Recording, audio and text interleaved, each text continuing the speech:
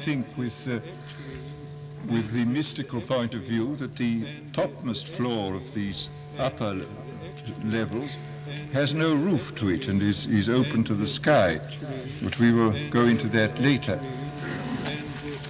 Well, over and above the negative unconscious due to repression, there is, of course, a large negative unconscious and also a positive unconscious due to early conditioning.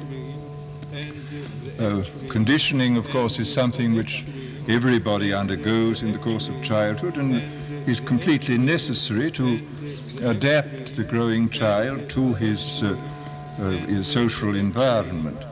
But of course it can also be extremely dangerous and produce very bad results. Pavlov, in his classical studies of dogs, showed that conditioning is particularly easy when the resistance has been lowered by disease.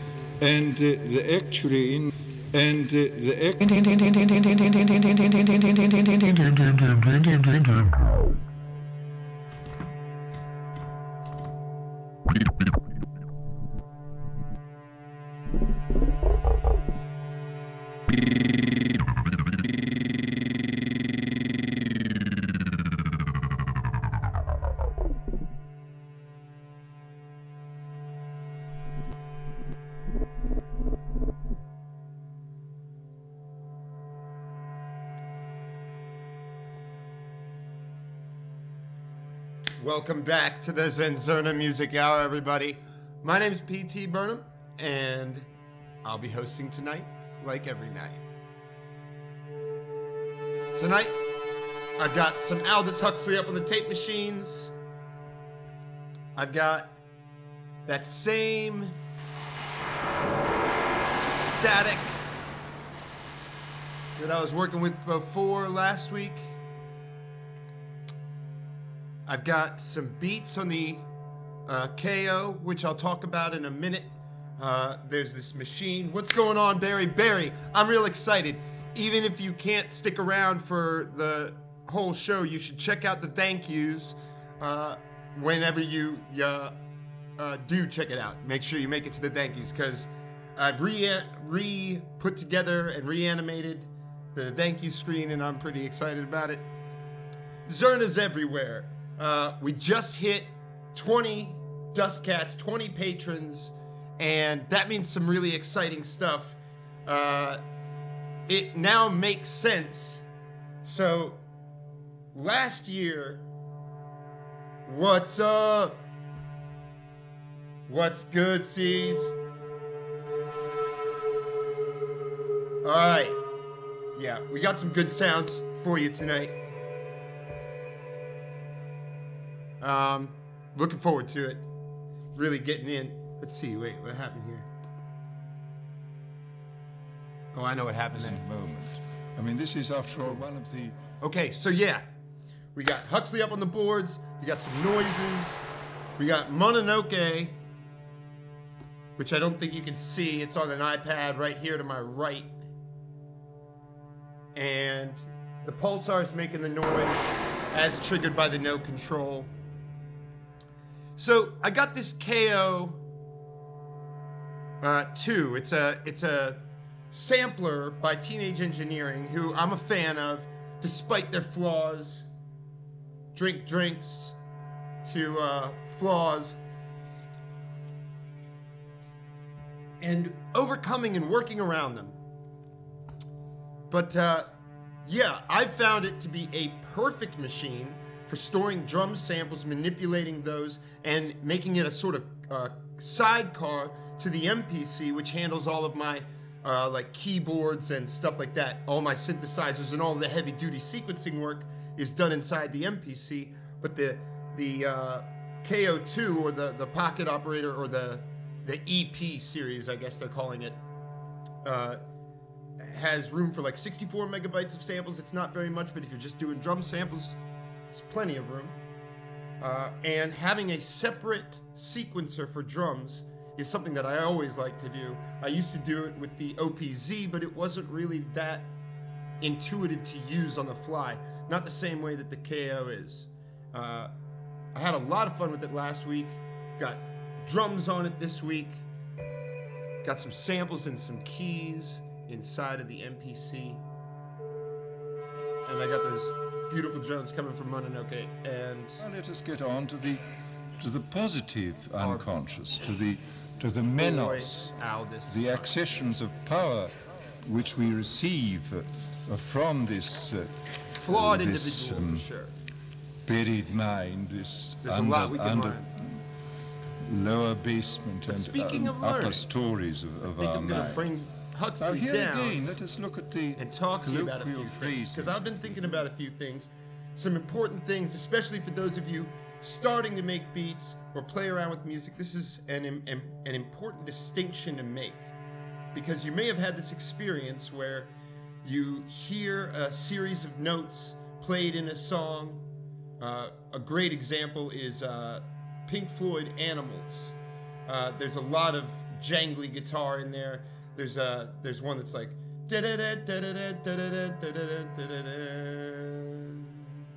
and it's just like a falling scale, and you could recreate those notes on like a simple synthesizer, and it wouldn't have anywhere near the effect of the sort of unsettling and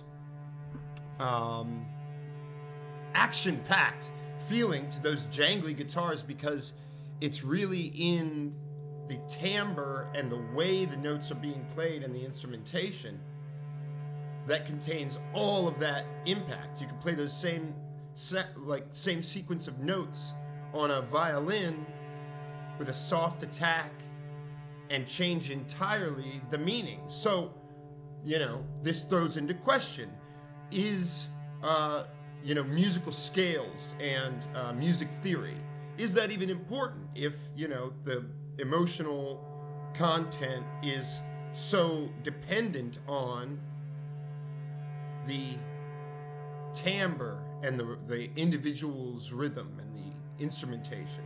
The answer is yes, you need both. You need to know the notes that can be played, and you need to be able to play them with the right kind of emotion if you're playing a real instrument. And I don't know if it was Brian Eno who said it first or whoever it was, but at this point in the game, the studio is your instrument, or it can be. It doesn't have to be, but the studio can be an instrument. That's what I'm getting at here. And to play that instrument intuitively is the goal. And right, so this is the difference. And so it's about emotional content, which is a blend of being able to say the right words and being able to say them in the right way.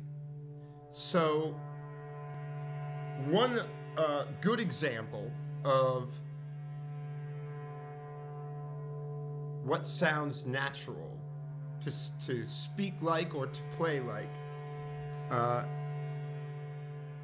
is dynamics. Something I hear a lot in beats that are oversimplified, or I don't know. You can definitely be going for this as an aesthetic, but on the whole, dynamics are important, and I'll show you why. I've got a hi-hat sequence. It's just straight eighth notes, hi-hats on the KO, and when I press play, you can hear it, and I just want you to check it out. That's not the right sequence.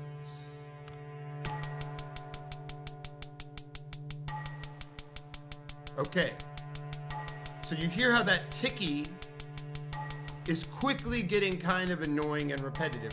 We could turn it down,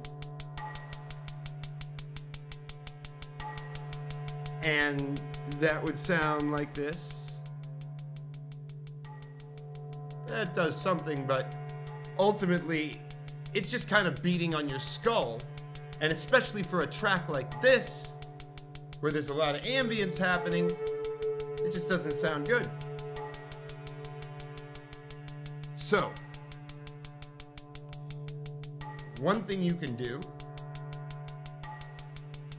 is you can adjust the dynamics every other note of the 8th note series, or any of the notes on the offbeats, you can lower their volume, and that sounds like this. You hear how that now has a bit of a groove to it, right? That's still only using one hi-hat sound. You might ask, why do you need more than one hi-hat sound? Drummers only have one hi-hat. And to anyone who's been around actual drummers or worked with them or thought about it hard, the single hi-hat is capable of making a vast range of sounds. And drummers are intuitively using those sounds in different patterns and different timbres to create grooves. So, one of the ways that we can really spice up our hi-hat grooves and give them a lot of dynamic is by treating your pad layout, if you've got a pad layout, or whatever triggers your drum samples, make them all hi-hats. Treat the machine itself, like I've got the KO here. Treat the machine itself as a hi-hat with different sounds that the hi-hat can make. And you're not limited to the kinds of sounds that a hi-hat can make. You can arrange it from the center being more bell sounds and the outside being more washy sounds, the way that a cymbal is set up. But you can set it up however you would like. I find it really handy to have a few sounds that sound very similar but are just slightly different in timbre. That way it's really like hitting the same place on the hi-hat but without getting that super repetitive sound. And then throwing in a group of much different sounds. And one of the keys is you want to make sure that these sounds cut each other off, because it's a single item being hit. What you're simulating is a single item being hit. So each hit is going to sort of end the last hit. So there's these things called mute groups. Your sampler probably has them if you're using a MPC or a 404 or a KO. You can put all the hi-hats in the same mute group, and they will cut each other off when you play them, so they won't all sound at the same time. It'll sound more like a hi-hat groove, because those attacks will really be emphasized as they cut off the other sounds. Okay, so here's an example of a more developed hi-hat groove.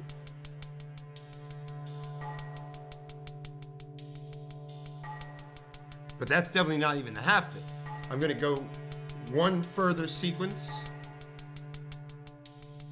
and give you what I've done for the finalized hi-hat group of this song.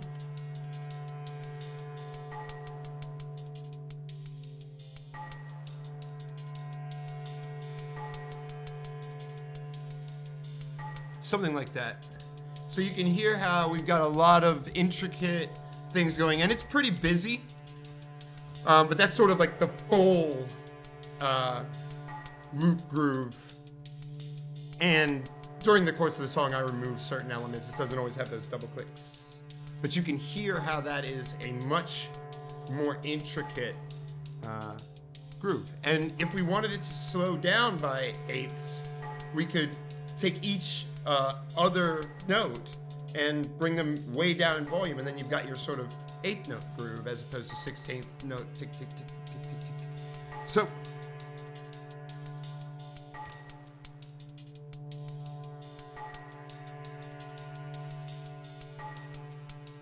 I'm going to start up these piano tracks.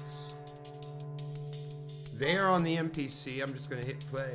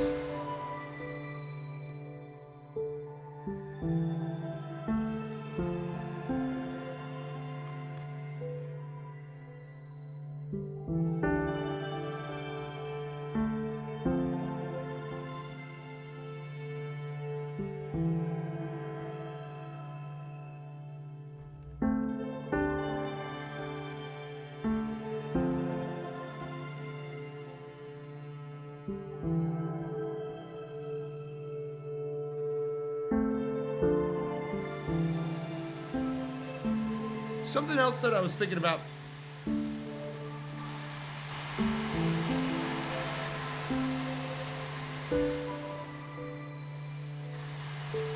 A lot of people say when they are self-taught that they don't know any music theory. But that's not really true. If they sound good when they're playing, then they understand music theory. They've simply internalized it.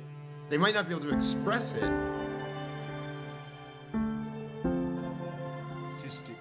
But they certainly know it. Their hands shall know be satisfactory. This, I would say, is the definition I'm going in. Of a man of genius, that it is both inspiration and perspiration. I mean, there has to be the thing coming in and the tremendous hard work being done also. Of course, a thing which we must never forget is that some of the uprushes from the unconscious world, in many cases, they are not of the first quality. They may be extremely poor in quality. In this case, we have somebody, say we're talking about the arts, who is working, it might be said, in the mode of genius, but not with the consequences of genius. What he does feels like being a genius, but objectively it looks like something nonsensical. And this, unfortunately, happens quite frequently. There are tragic cases of this. I mean, one of the classical tragic cases is the case of poor Benjamin Robert Haydn, who felt himself to be one of the greatest geniuses in painting that had ever lived. But his pictures are, in fact, deplorable, although he was an extremely intelligent man. And oddly enough, we get another very curious case of this in a man much more intelligent even than Haydn, which is Voltaire. A man much more intelligent even than Haydn. A man much more than Haydn, which is... he wrote one of his tragedies, Catiline, a 5-act tragedy in rhymed alexandrines, in 1 week. And he wrote to a friend, apropos of this feat, he was saying, nobody who has not experienced poetic inspiration can possibly believe this to be true. But I have experienced this inspiration, and here is the tragedy. The only trouble is the tragedy is completely unreadable. So that we see that we can have all the functioning of genius without the results of it. In this case, the uprushes resemble very much the automatic writing which we find in a number of mediums. And here again, if you look at the output of mediums, most of it is a kind of inspirational twaddle. Occasionally there are messages which look as if they had some kind of ridicule quality of them. Still more occasionally there are references that must have had some kind of ridicule qualities, look as if they had some kind of ridicule qualities, look as if they had some kind of ridicule qualities, look as if they had some kind of ridicule qualities, look as if they had some kind of ridicule qualities, look as if they had some kind of ridicule qualities, look as if they had some kind of ridicule qualities, look as if they had some kind of ridicule qualities, look as if they had some kind of ridicule qualities, look as if they had some kind of ridicule qualities, look as if they had some kind of ridicule qualities, look as if they had some kind of veridical qualities, look as if they had some kind of veridical qualities, look as if they had some kind of veridical qualities, look as if they had some kind of veridical qualities, look as if they had some kind of veridical qualities, look as if they had some kind of veridical qualities, look as if they had some kind of veridical qualities, look as if they had some kind of veridical qualities, look as if they had some kind of veridical qualities, look as if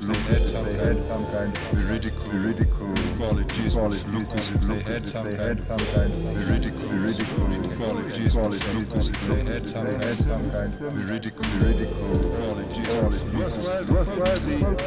The case of Robert Stevens, which is one of the most remarkable cases of an excellent author who relied almost entirely on the unconscious mind as material. He tells us in Across the Plains that all his stories came to him in dreams or in reverie. From something not himself. He called this part of him the brown. The brown is in my head. Present this material, and all I have to do is to work it up into literary form. In one of the lectures which I should give in relation to visionary experience, I should have more to say about this video storytelling faculty which seems to be at the back of every mind, which in certain minds is developed as I say to an extraordinary pitch. And here again, I think the most fantastic phenomenon, this power of invention, of fictional invention and dramatization should lie, most of us are aware of it, only during dreams or delirium, but there are certain people to whom this storytelling faculty provides endless wealth of material, either for their amusement or if they happen to be capable writers for the purpose of turning out fiction or drama. Now, before we leave this subject, I would like to mention one of the phenomena produced by the unconscious mind.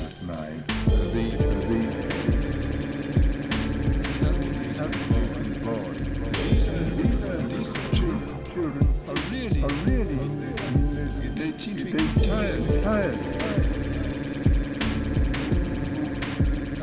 Have these amazing capacities for doing arithmetical calculations.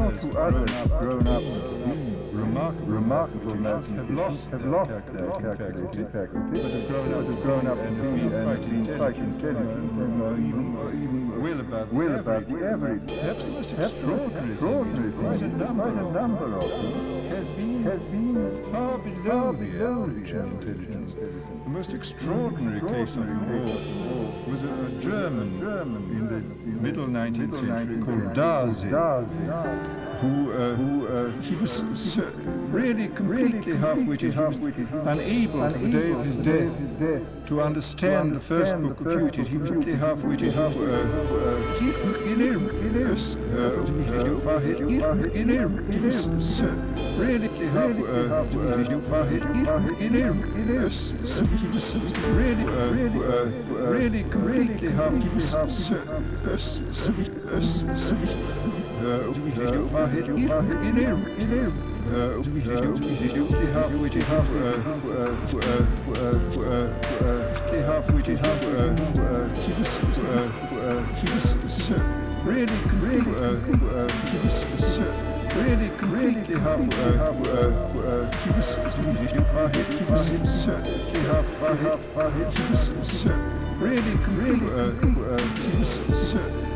really completely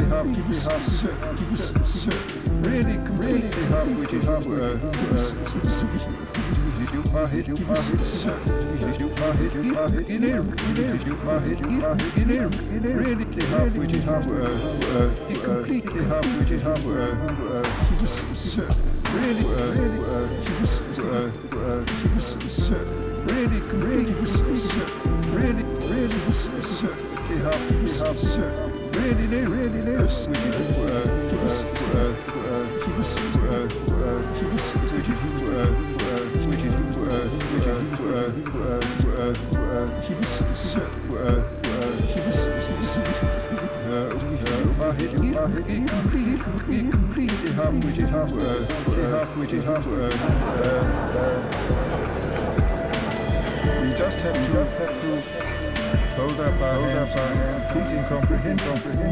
But so much for the negative and the positive outcomes.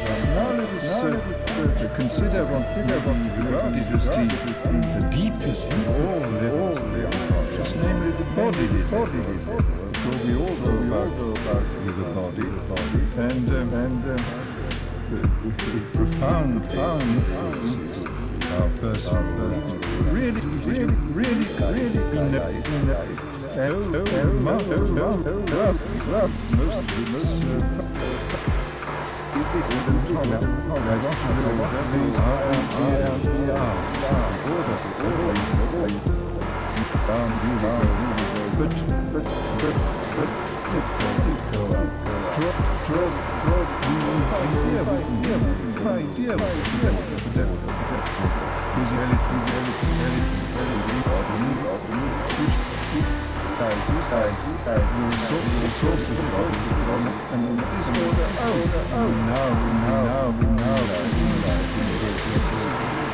has to be coordinating nerves and muscles, and below the level of massive molar level, that is of course the cellular level and the subcellular level. There's an enormous organization of electrical impulses and chemical exchanges and changes going on. None of which do we as personal conscious egos have the slightest awareness, nor does, as far as we know, any part of our unconscious with which we ever come into contact either have the slightest awareness. This kind of physiological intelligence works within us in ways of which we are perfectly ignorant. The Aristotelian philosophers of the Middle Ages and the early Renaissance used to call this physiological intelligence which runs the body, used to call it by the name of the two aspects of the soul, the vegetative soul and and the sensitive or animal soul. Now, these are quite useful terms. We mustn't, of course, take them too seriously. They are merely useful as names of processes, but they are by no means the names of functional entities. I will sometimes use the word vegetative soul as a kind of shortcut for describing certain things which happen within the body. And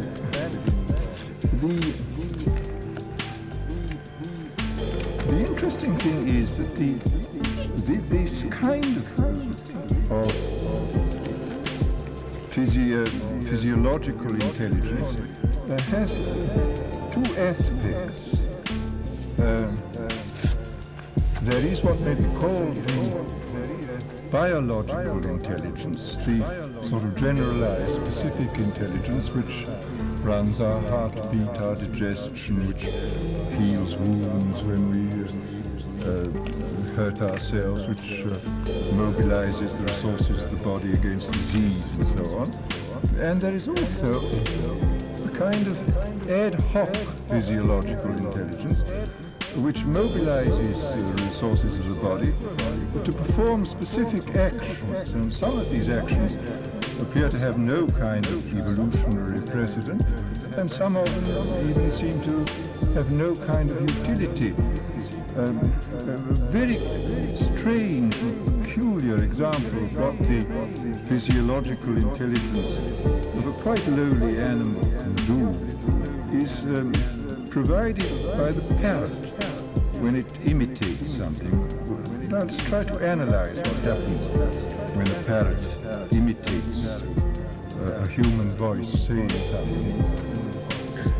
Presumably the parrot consciously hears the human voice repeating this phrase, whatever it may be, and after hearing it some time, and it evidently penetrates into its mind, such as it has, and then something inside the parrot gets to work and proceeds to organize a noise-making apparatus, which in the bird is radically different from the human noise apparatus, from the noise-making apparatus. We have, after all, tongue, teeth, soft palate. They have a tongue of quite different shape. They have a beak. They have no soft palate. They have no teeth. And yet the imitation the parrot can give is sometimes so good that dogs will be deceived by the bird calling out. They think it's their master's voice. And even occasionally, I think human beings can even be deceived by the parrot's words and think that it is another human being speaking.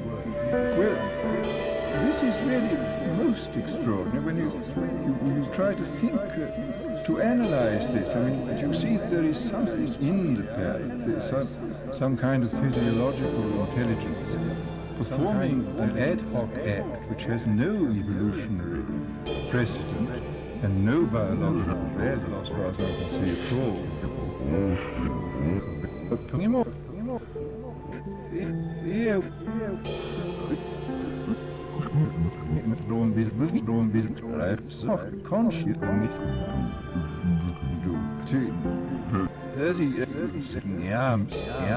This unconscious, conscious physiology will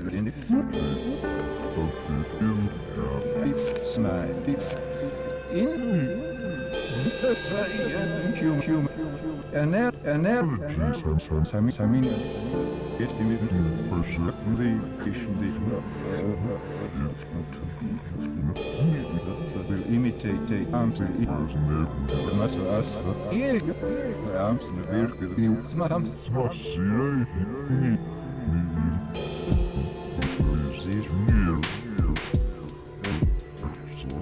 display of mass juice.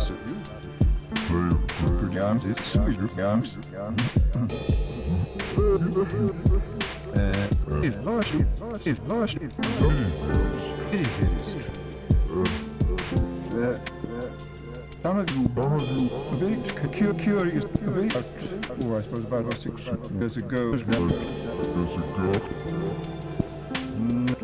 what is called headache. Never spent some time to spend and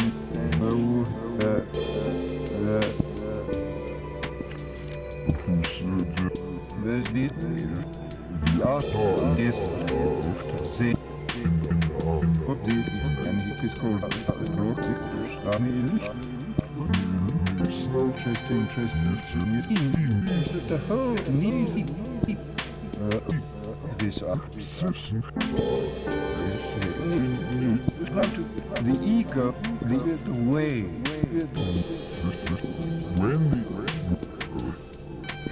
fear messes everything up. I mean, it's quite awful digression. What may be called theological so long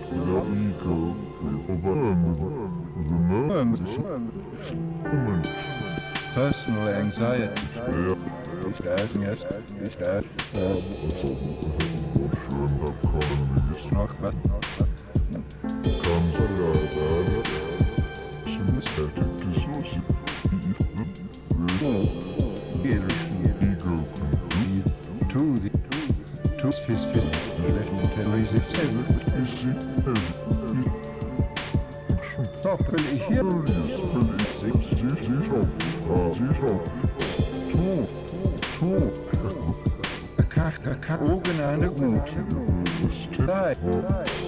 side the purpose of self, permitting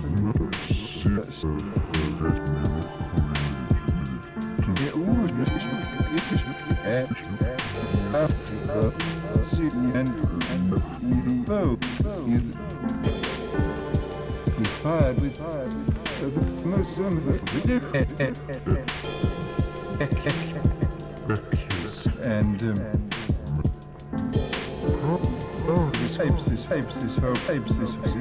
this is interesting. Here shall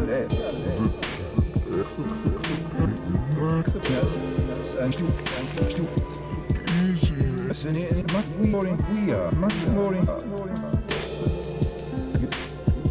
one of these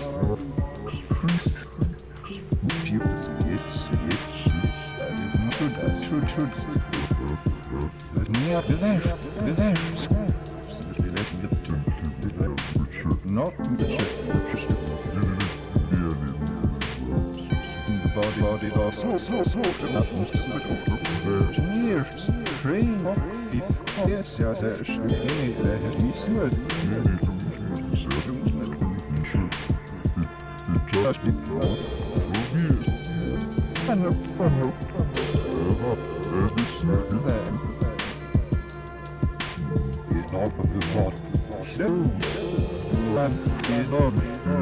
the body has it very unspiritual. There are beyond this planet I forget about 2 billion bodies.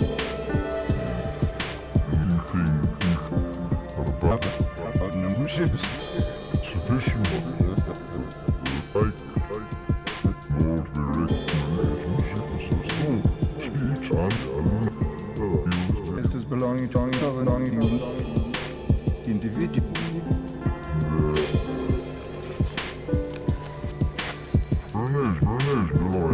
Biology,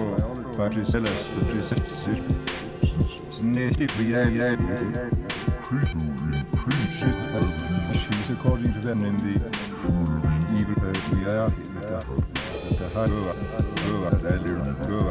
the great and the highest very in many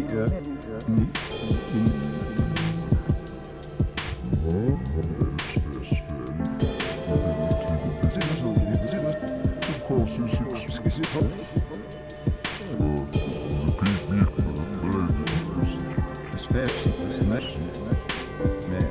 science says we this now the great trip.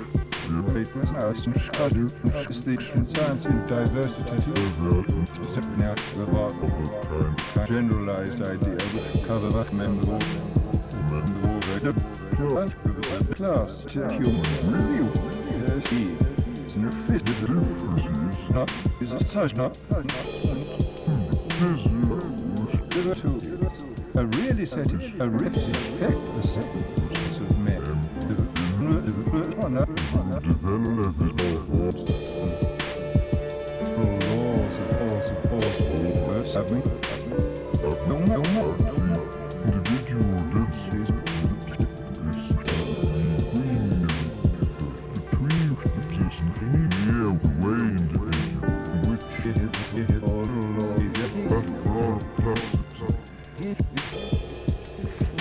Now, plenty of recent work exists which shows that, which stresses the importance of these differences.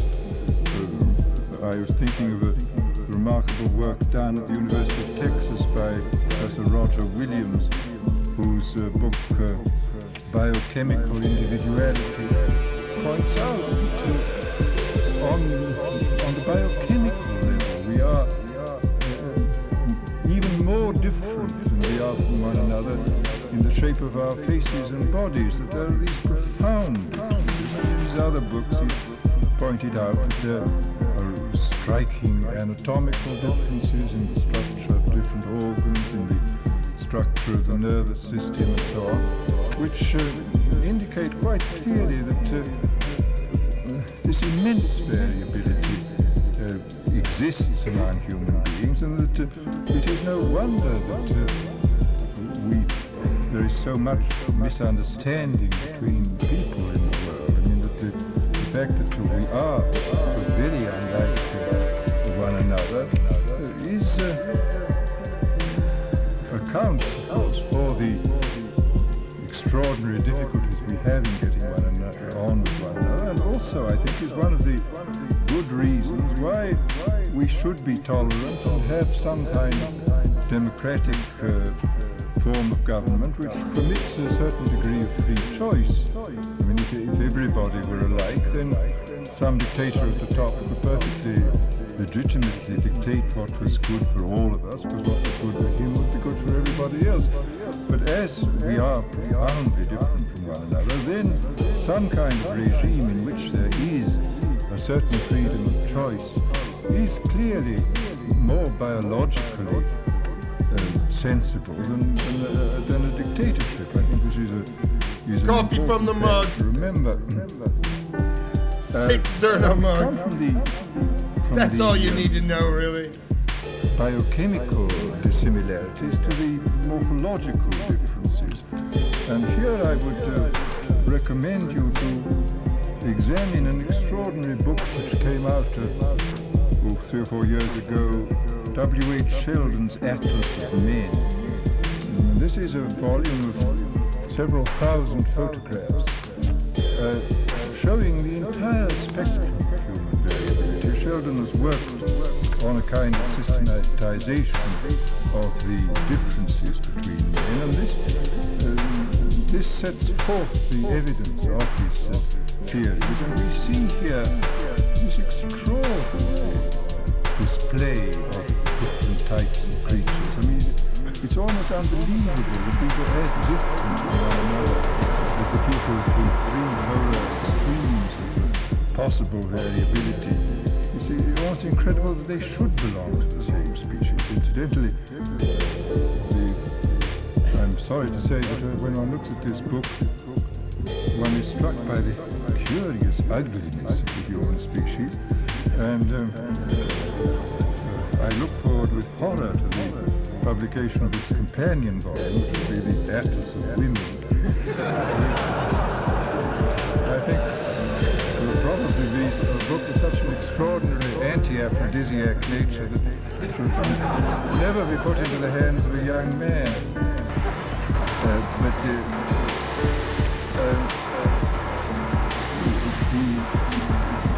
Again, as I say, this in the most clear and pictorial form indicates the extraordinary range of variability between individuals. Now, quite an interesting point here I would like to make very briefly is that if you look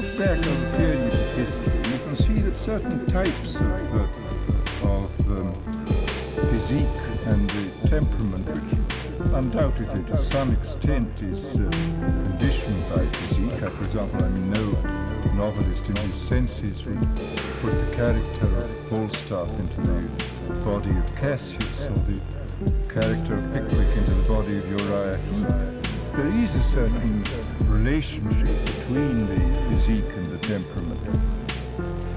And as I say, that I think in every period of history there are one or two types of physique and temperament which are fashionable and which seem to be particularly useful in that period, and that those who happen to be born not belonging to that type of physique and temperament find themselves very unhappy. There's a poem by William Blake where he says, "Oh, why was I born with a different face? Why was I not born like the rest of my race? When I look, people stare. When I speak, I offend. Then I'm silent and passive and lose every friend." And this is certainly this is a state of things which many people have suffered from. I mean, who find themselves physically and temperamentally in a world which approves of other types of physique and temperament than they happen to have. Again, it's another very good reason for tolerance and for freedom of choice. In this context, I would like briefly to touch on something which I think is of great interest in regard to physique and temperament. That is to say, the traditional rendering in Christian art of the figure of Jesus. Now this is very curious. We shall find here that there is, on the whole, there is a fairly standardized traditional figure. In no case, as far as I know, I don't think there is any example of Jesus having been represented as round and comfortable like the Chinese god of luck, and there is no case, I think, either of his having been represented as a kind of bustling, roly-poly figure like Santa Claus. Almost always he is represented as, I'm using Sheldon's classification, as a 2-3-5, that is to say somebody with almost the lowest amount of sort of soft roundness, with about middleness. Of muscularity, of in linearity and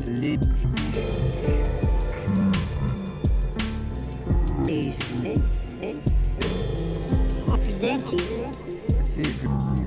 roughly must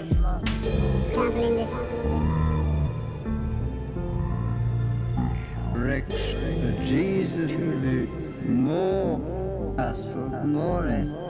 and in many paintings by Rubens he is represented as very powerfully muscled. And this generally we find offensive. There's an epigram by Blake after when he'd seen a picture by Rubens where he said, "I always thought Christ was a carpenter and not a brewer's servant, my good sir." And again, this shows how profoundly we are aware of this, the importance of the bodily relation to the temperament and to behavior in the world. Now, here I haven't much more time, but I would like very, very briefly to speak about this immemorial controversy which has been going on for many, many centuries between the proponents of nurture and the proponents of nature, the proponents of the heredity and the proponents of environment. So this, as I say, has been going on in different forms for an enormous, in different forms. logical.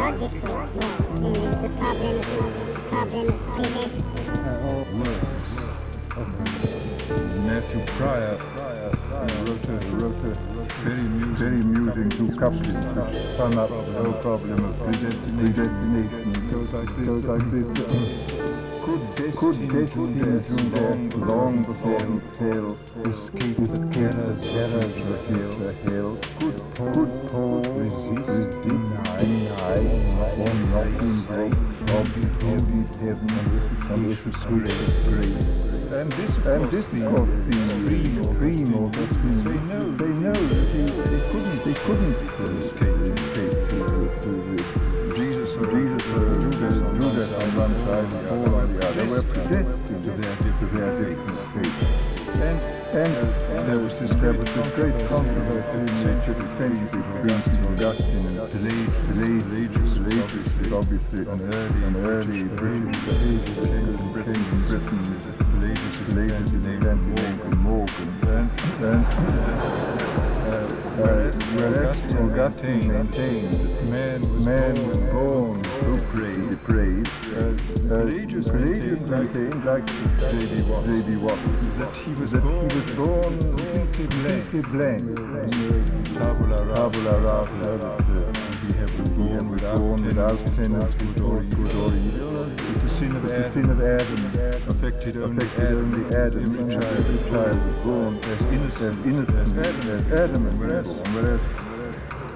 and that even neither tried, whereas Augustine held not good to unbaptized infants. Well then,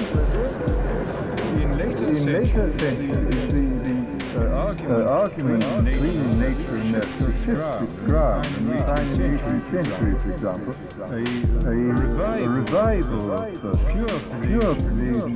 We get in Locke, where the man is born tabula rasa, still further in Helvetius in the middle of the century, asserting that people that all abilities are due to education and environment, take any shepherd boys in the mountains of Vin, and turn him into an Isaac Newton, which I afraid is rather optimistic. Then you get to the end of the century, Lamarck with his doctrine that acquired characteristics were inherited. And then you get a sharp reaction in the 19th century with Darwin and later eugenists, insisting on the importance of hereditary factors. In recent times, had another swing back towards the Pelagian tradition with the early writings of Watson, who did confirm roundly at one time that we could see absolutely no evidence for musical or mathematical ability being inherited, and again any child is trained for anything by suitable conditioning. And we have had, of course, for a time in Russia, there was the revival of Lamarckism under Lysenko, insisting that you could manipulate plants in such a way that you change you could cause acquired characteristics inherited. Well, it's pretty obvious that neither seems correct. Obviously it seems to me that the nature and nurture are synergic, always act together all the time, and that it's perfectly ridiculous to stress one at the expense of the other. And indeed, you analyze the reality of the case, you find that if you are a believer in the existence of hereditary factors, and their importance. Then it's a factor you must be a social reformer, because it is only What up, 1 Infinite Zero? Footbags, good to have you in the building. Got here just in time for a beat switch up. Can find their full expression in a bad environment.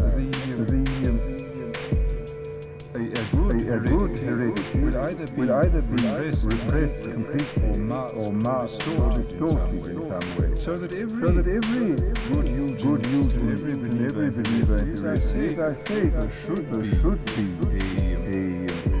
a social reformer, and conversely, every good social reformer should take into account the fact of hereditary existence in order to make environmental training of the young effective.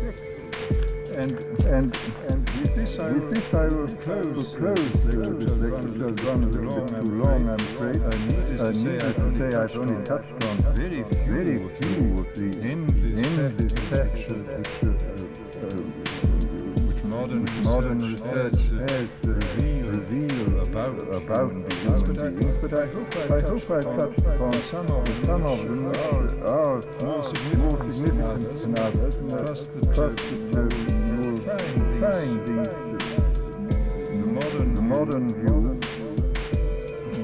valuable, and sketch of the modern view useful to you in your thinking about individual behavior and about the march of events in the world. Thank you.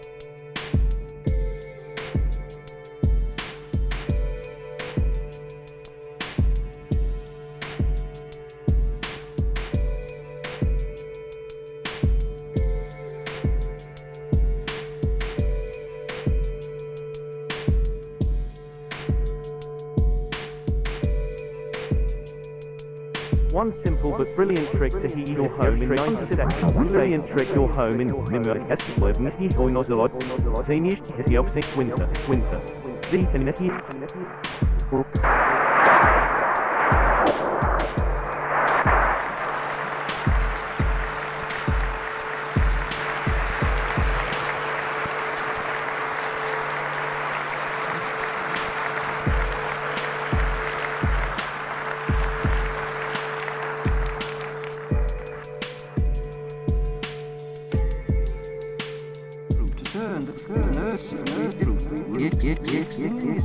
Not the best accidentally, but simply have a twist.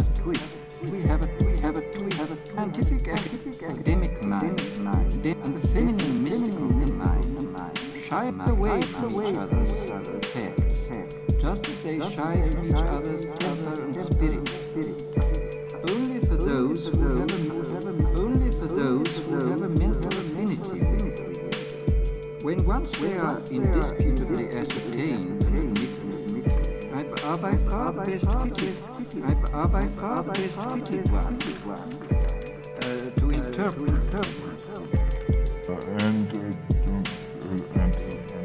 For surely, far from mystical, the scientific speculacy to sanity.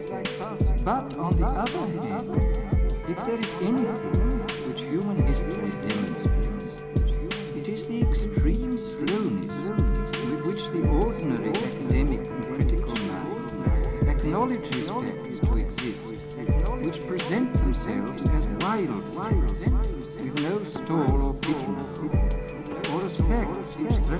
break up the accepted system. In psychology, physiology, and medicine, whenever a debate between the mystics and the scientifics has been once for all decided, it is the mystics who have usually proved to be right about the facts, while the scientifics have had the better of it in respect to theories.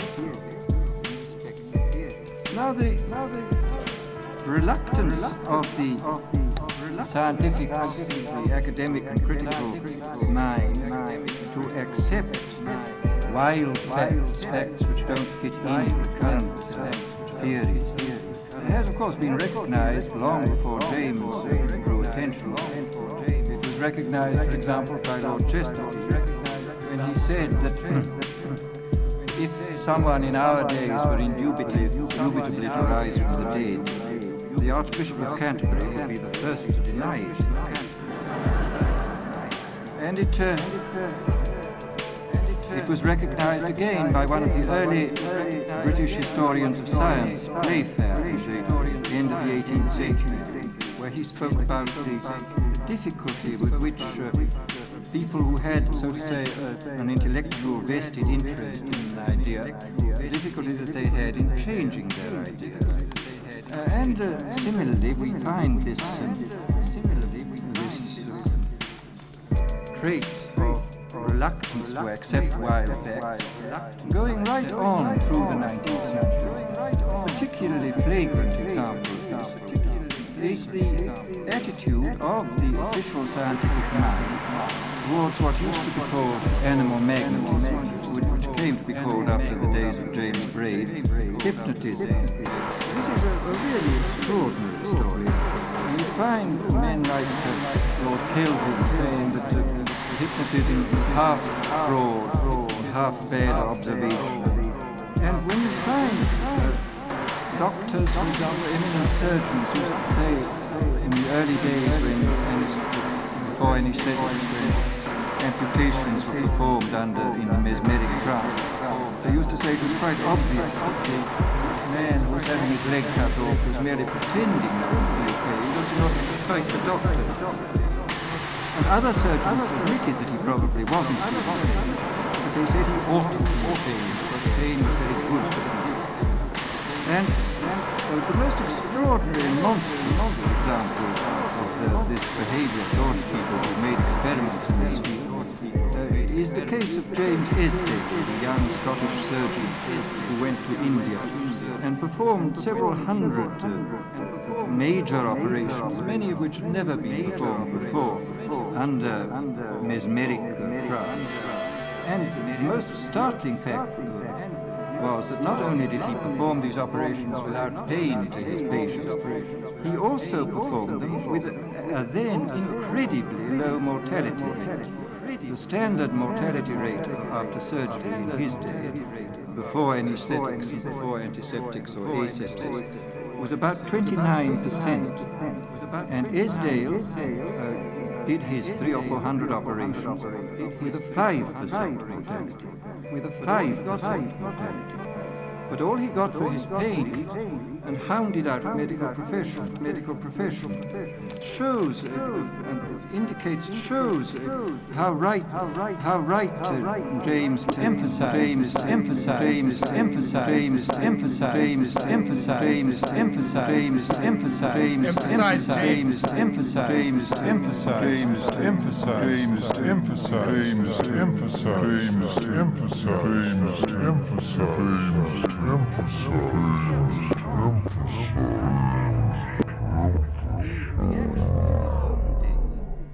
two subjects like telepathy, the word was of course, the thing was extensively studied in the early history, the early years of the Society for Psychical Research after 1882.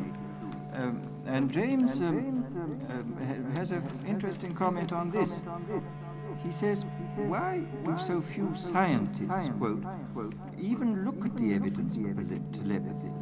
Because they think, as a leading biologist, now dead, once said to me, that even if such a thing were true, scientists ought to band together to keep it suppressed and concealed. it would undo the uniformity of nature and all sorts of things without which scientists cannot carry on their pursuits. And this is not an exaggeration, because about the time that James was writing this, another eminent biologist, Ray Lankester, denounced a group of his fellow scientists in Britain for taking part in an investigation of telepathy.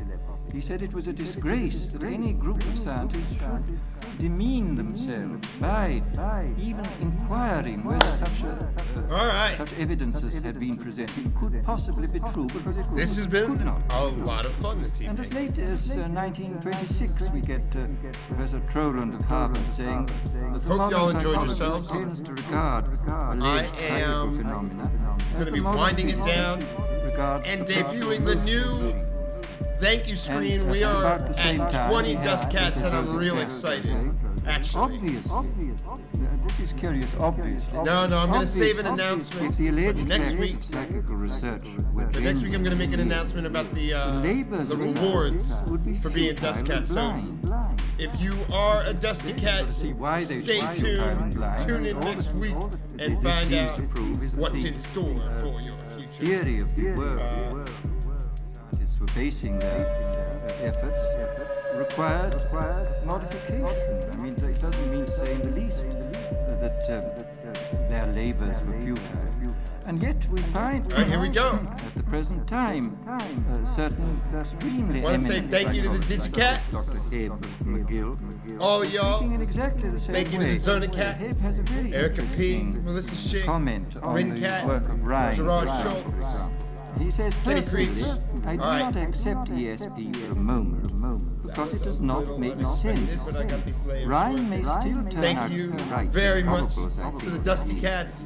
Austin own Snell, objection Jen Dudley, Austin Snell, my newest Dust Cat, These intellectual Mama Cat, things. Wayne Anderson, Dog Fuck, my This reminds me Loomy of Cat, an Austin anecdote Cat, my Scarlett grandfather, Herrera, Sam Thomas Seeger, Henry Viz, Huxley, Erica, what's where up? he said of Herbert Spencer that philosopher's We're zooming in conception of a on the tragic wheel. fate, We're dropping in seduction, foully murdered our by a royal vampire. blue.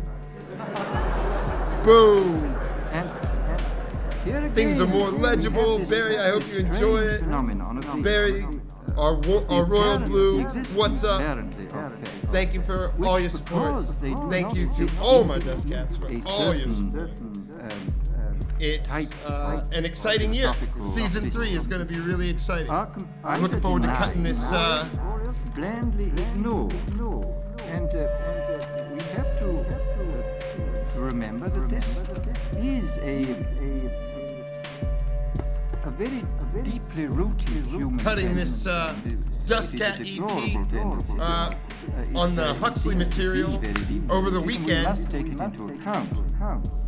And then we're moving on. Next month is going to be. There is one more Tuesday left in this month, but I'm going to be working with the material and putting it all together into this little EP, which will be available for my Dust Cats in digital form. I'm really excited to do one EP a month. I'm getting pretty quick with this mixing, Survival is a possibility. If, for example, and I'm looking forward to the it's challenge. possible to establish some kind of to emphasize. Okay. So that was fun. Hope you enjoyed yourselves. Next week we're going in, gonna be doing some mixing of some work that I've put together from the samples from the evenings and some choice Huxley cuts. Putting all that together for next week. And till then, harmonize, listen. I'll see you in the future. Take it easy.